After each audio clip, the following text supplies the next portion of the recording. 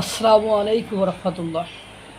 কোথায় আমাদের মহামান্য আইন উপদেষ্টা আসিফ নজরুল, অধ্যাপক আইন উপদেষ্টা আসিফ নজরুল সাহেব? কোথায়? আপনার মুখ কেন বন্ধ? মুখ খুলুন, মুখের গেট খুলুন। কোথায় মাহমুদুর রহমান? মুখ খুলুন, কথা বলুন। ভারতীয়রা বাংলাদেশে থেকে যাচ্ছে আর ভারত থেকে বাংলাদেশিদেরকে পিএল মেরে বের করে দিচ্ছে। আপনারা কেন হুঙ্কার দিচ্ছেন না? আপনারা কেন মার্চ করবেন না? দিল্লি, ঢাকা টু দিল্লি মার্চ হবে, আন্দোলন হবে। যাই হোক, যে কথা বলছিলাম, আপনার ভারত সরকারের পক্ষ থেকে বাংলাদেশ সরকারের কাছে 2680 জনকে প্রত্যর্পণ করার জন্য চিঠি পাঠিয়েছে।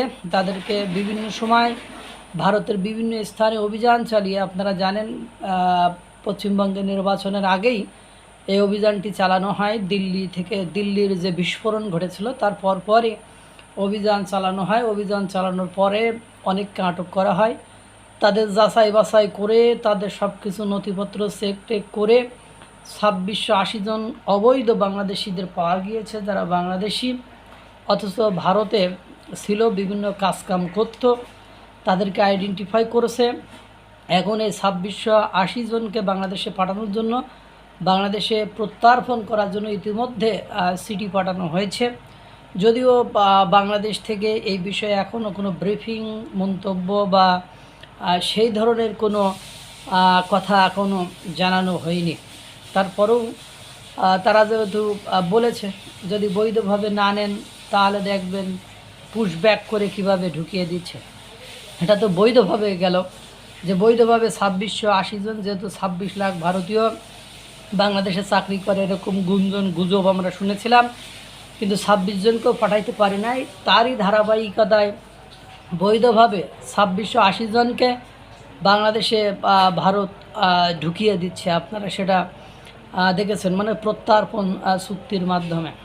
এখন এরপরে পশ্চিমবঙ্গের নির্বাচনের পরে বিজেপি ক্ষমতায় আসার পরে আপনারা দেখেছেন যে অবৈধ বাংলাদেশি যারা রয়েছে তারা কিভাবে তল্পিতল্প সহ সাটিবাটি গুটায়, সাতক্ষীরা, ঝিনাইদহ সহ ব্রাহ্মণবাড়িয়া, বিভিন্ন কুমিল্লার ওই বিভিন্ন যে আপনার সীমান্তবর্তী এলাকা রয়েছে, সেই এলাকায় কিভাবে মানুষ ভিড় জমাচ্ছে চলে আসার জন্য।